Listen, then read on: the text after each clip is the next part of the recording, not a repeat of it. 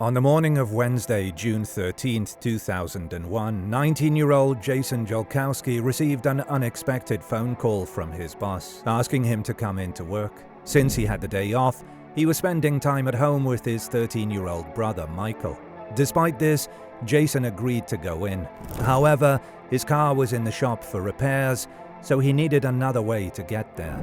Jason worked at a Fazoli's restaurant on 80th and Cass Streets in his hometown of Omaha, Nebraska. Initially, he planned to walk. After some discussion, his co-worker Teresa agreed to pick him up at 11 a.m. at Benson High School, located 8 blocks from his home.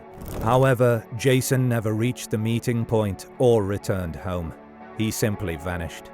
Now, 23 years later, Jason's case remains unsolved. Welcome to Bad Things. As always, we'll be reviewing the timeline, unknown facts, and theories to determine what most likely happened to Jason Jolkowski.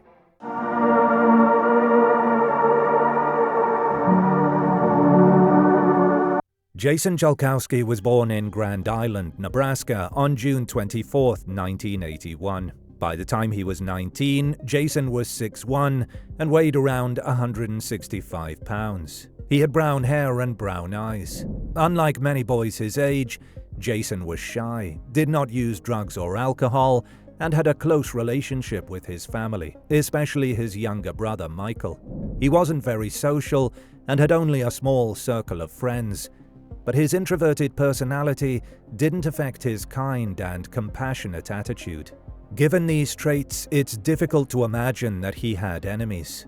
Jason was deeply religious and even aspired to become a priest one day. He had learning disabilities that made him mildly mentally challenged, and he had been bullied in high school by those who didn't understand the way he learned. His father, Jim Jolkowski, was certain that Jason wasn't confident enough to run away without leaving any clues. This belief greatly influenced the investigation into his disappearance. Jim said he was a strong individual who was born with a motor skills deficiency, which meant he had to work harder than everyone else. He became a good basketball player. He attended Iowa Western Community College because he idolized ESPN announcer Chris Berman and wanted to become a sportscaster. Despite his challenges, Jason had a sharp memory and a love for sports, often remembering players' names and stats, a skill that many found impressive. By 2001, Jason was a part-time student at Iowa Western Community College in Council Bluffs, Iowa. He was studying radio broadcasting with hopes of becoming a DJ. However, he had to leave school due to his family's financial difficulties. He planned to return soon, as he had secured a job as a customer service representative at Citel Corporation. Jason was determined to be independent, working part-time at Fazoli's to support himself. However, a call from the same restaurant would soon turn his life into a mystery. The day before his disappearance, Jason had spent time with his family, enjoying dinner and playing a game together. His mother, Kelly Murphy, recalled, "We didn't really have a name for it, but it was like a who laughs first game. You would say something silly, and we'd see who would start laughing first. Jason always lost. We knew he had a tendency to start giggling." The next day, Jason was last seen by a neighbor, Chester Link, at 10:45 a.m., just 15 minutes before he was supposed to meet Teresa. He had been helping his brother Michael take the trash cans back into the house. Afterward, Jason left for work, leaving Michael alone since their parents were not home. After waiting for 15 minutes without hearing from Jason, Teresa grew concerned. She went to a nearby gas station and called Jason's house. Michael answered the phone and initially pretended to be Jason. However, once he realized the urgency of the situation, he explained that Jason had left. Teresa also informed her boss, who instructed her to return to work as they might be short-staffed. Security camera footage from Benson High School confirmed that Jason never arrived at the school. Is it possible for a 19-year-old to disappear in broad daylight without anyone noticing? Didn't anyone see him or hear anything unusual? The neighborhood Jason lived in was older and well-established, and his family hadn't faced any problems with their neighbors. Kelly Murphy described the area as safe, especially the short distance Jason was supposed to walk.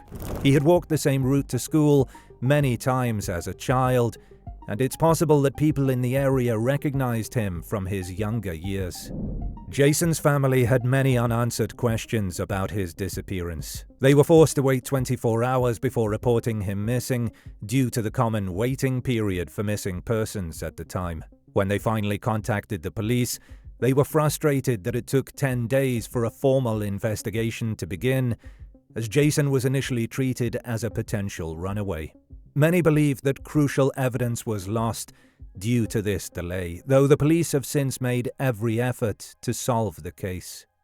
Teresa, Jason's co-worker, attracted some attention during the investigation. However, she was cleared of any involvement after being thoroughly questioned. Friends, family members, co-workers, and neighbors were also investigated, but no one appeared to be connected to Jason's disappearance. Jason had not taken any personal belongings, aside from his cell phone and about $60. He left $650 untouched in his bank account, and his final paycheck remained uncollected. His car was still in the garage, and there were no clues found in his bedroom. Jason's friend Amanda Goodman said he loves his parents and brother more than anything. He'd be talking to me on the phone and would put me on hold so he could tuck his brother into bed. His family came first. While Jason's kindness and close relationship with his family suggest one aspect of his personality, his experience with bullying might suggest another. Some believe that Jason's past could have played a role in his disappearance, though Kelly, his mother, disagreed. She said Jason never mentioned anyone troubling him and was not the type to cause trouble or seek revenge.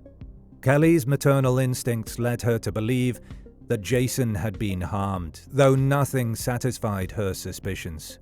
Despite extensive investigations over the years, no one has come closer to solving the case. Jason's status changed from a missing child to a missing adult, and his parents worked to pass Jason's Law in 2005, creating a statewide missing persons database in Nebraska.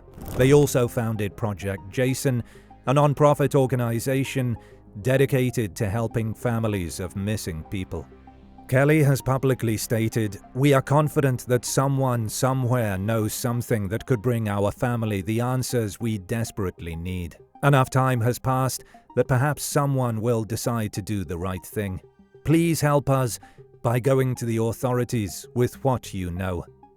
Despite extensive efforts, no investigator has been able to determine what happened to Jason.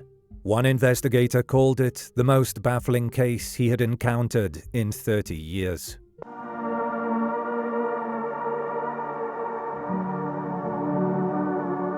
While this case has no evidence or witnesses of any kind, certain theories could help uncover what most likely happened to Jason Jolkowski. Although it's impossible to completely dismiss the idea of Jason running away or taking his own life, as well as the involvement of his boss or neighbor, we won't explore these theories further, as there are no substantial elements to support them.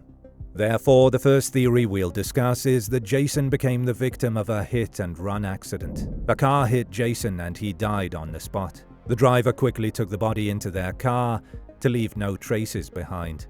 However, we know that the camera recordings were thoroughly reviewed, and that's not something that can easily be ignored. If we examine another aspect, it's possible that Jason decided to try a different route to his destination, which led to his death. There's also the possibility that Jason didn't die but became a victim of amnesia, as has happened to others after car accidents. Hypothetically today, Jason might be living somewhere in the world with a new identity and no memories of his past. But of course, this seems far from likely. The second theory is that Jason was abducted and then killed. Law enforcement officers have supported this idea. It's been speculated that he may have been used to fulfill someone's evil desires. But how?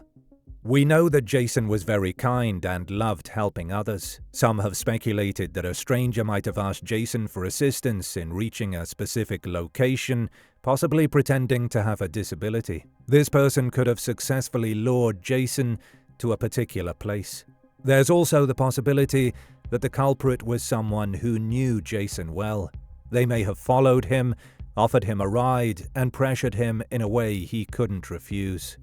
The last theory differs significantly from previous ones. It's about the potential involvement of Jason's own brother, Michael.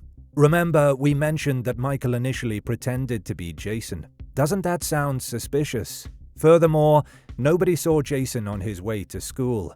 We know camera recordings were thoroughly checked, and there were no signs of Jason. If he died, it's possible that the police could have at least found his clothes or personal belongings, based on their detailed investigation. Police might have known this, but didn't reveal the truth. So it's possible that Jason never left his home that day, and the family fabricated the story to cover themselves. Additionally, we can speculate that if Michael had been involved, one of his parents would have likely supported him too.